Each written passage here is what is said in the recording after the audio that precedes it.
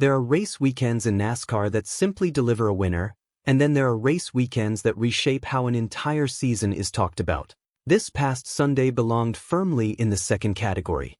What began as a historic milestone for the sport quickly evolved into something far messier and far more interesting. A story that stretched well beyond the checkered flag and into garage conversations, social media arguments, and questions about what comes next for several of the sport's biggest names. By the time the dust settled at Naval Base Coronado, fans weren't just talking about who won. They were talking about how he won, who almost won, and what the fallout meant for the rest of the season. Let's set the scene properly, because the build-up to this race mattered just as much as the outcome. The Cup Series rolling into an active United States military installation in San Diego was, on its own, a landmark moment. No top-level NASCAR race had ever been run inside a working naval base before. The circuit itself was no simple oval either. Drivers faced a demanding 3.4-mile, 16-turn street layout, carved through the base's roads and runways, the kind of track that punishes mistakes immediately and rewards patience over raw aggression. Tire management, braking zones, and split-second decision-making were always going to separate the contenders from everyone else.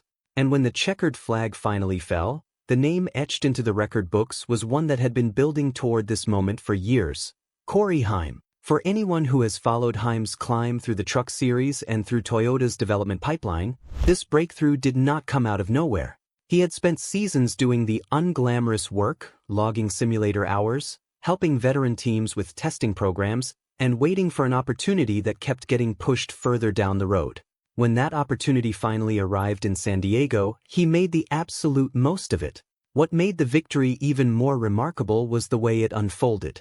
This was not a dominant, lights-to-flag performance. Heim rolled off 13th on the grid, and in the opening stages of the race his afternoon actually looked like it might fade into irrelevance. He slipped outside the top 20 early on, and for a stretch it seemed like San Diego might just be another data-gathering day for a young driver still finding his footing at the Cup level. But Heim and his crew chief refused to panic. They stuck to their setup philosophy, made calculated adjustments on pit stops, and prioritized tire life over short-term position gains on a surface that chewed through rubber far faster than most ovals. That discipline became the foundation for everything that followed. The race itself didn't lack for drama in the meantime. A serious incident on lap 31 reshaped the entire complexion of the afternoon. Pole sitter Shane van Gisbergen, who many viewed as the favorite heading into the race, was swept up in a multi-car accident that ended his shot at victory before the race had even reached its midpoint. Connor Daly, who had been quietly building one of his stronger runs of the season, was also caught in the same incident and eliminated from contention. With two of the day's most dangerous threats suddenly out of the equation, the remaining field had to recalibrate. Strategy, fuel windows, and tire conservation became just as important as outright speed. As the laps ticked away, it was Tyler Reddick who appeared to have everything under control. He had the strongest car on the long runs, he had clean track position, and with the laps winding down it genuinely looked like he was cruising toward a win. Then, on lap 73, the margins of a street circuit caught up with him. It wasn't a violent crash or a mechanical failure. It was a small, almost forgivable miscue, the kind of mistake that happens dozens of times a race without consequence. Except this time, it opened a door, and Heim was right there to walk through it. Heim didn't hesitate. He capitalized on the opening immediately, took the lead, and from that point on simply drove away from the field. The composure he showed in those closing laps looked nothing like a driver making just his 13th career Cup start. It looked like a veteran closing out a race he had controlled the entire afternoon. And the numbers backed that up in a way nobody expected. Heim didn't just win. He won by more than 10 seconds, crossing the line 10.365 seconds ahead of the second-place car, an enormous margin for a street course where tight finishes are the norm. Climbing from his car afterward, Heim's reaction said everything words couldn't. He described the moment as nearly speechless, crediting his team's willingness to keep adjusting and keep fighting throughout an afternoon that didn't start the way anyone planned. For a young driver who had spent years quietly proving himself in lower series, this win functioned as validation on every level.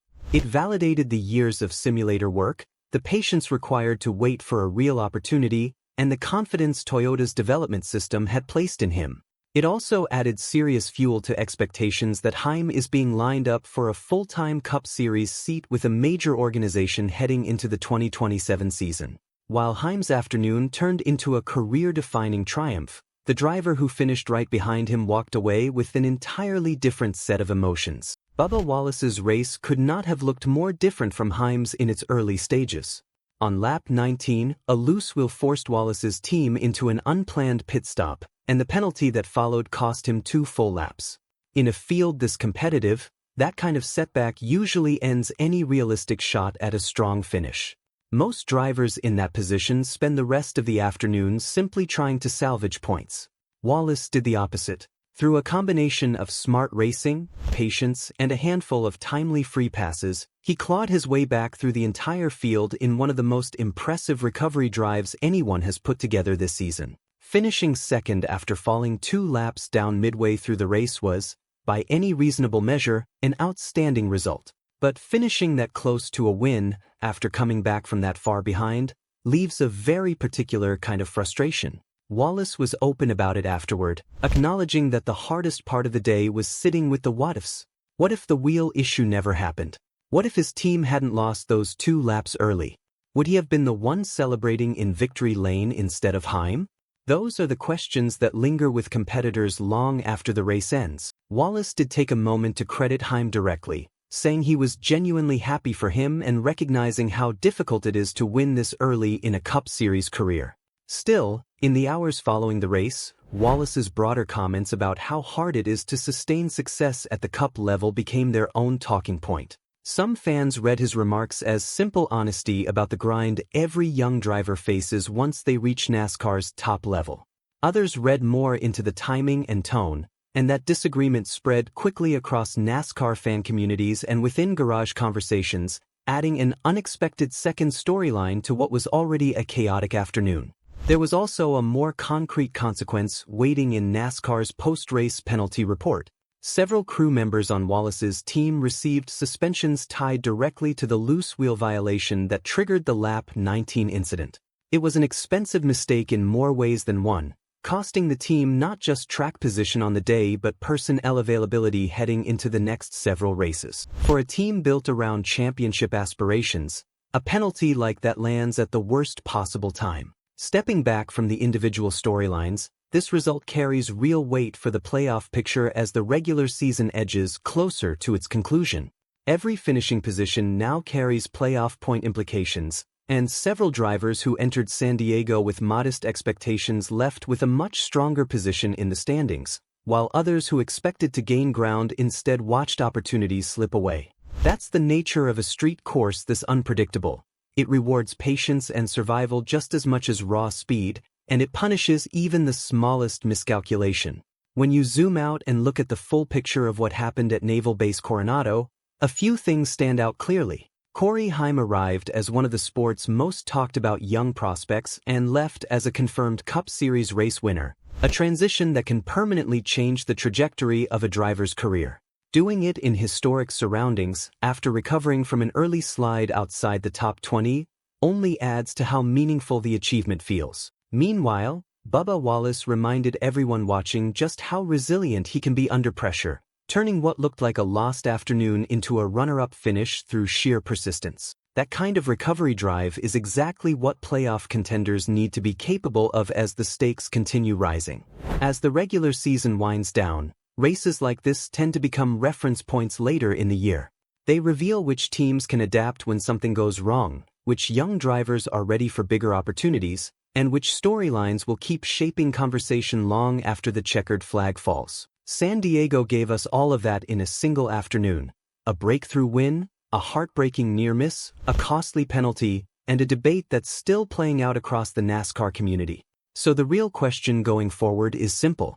Is Corey Heim's win at Naval Base Coronado the start of a much bigger run for him, or just one outstanding afternoon in an otherwise developing career? And does Bubba Wallace's recovery drive, paired with his post-race comments, tell us something important about where his team stands heading into the playoff stretch? Those are the conversations that will likely keep building as the season moves toward its most important weekends.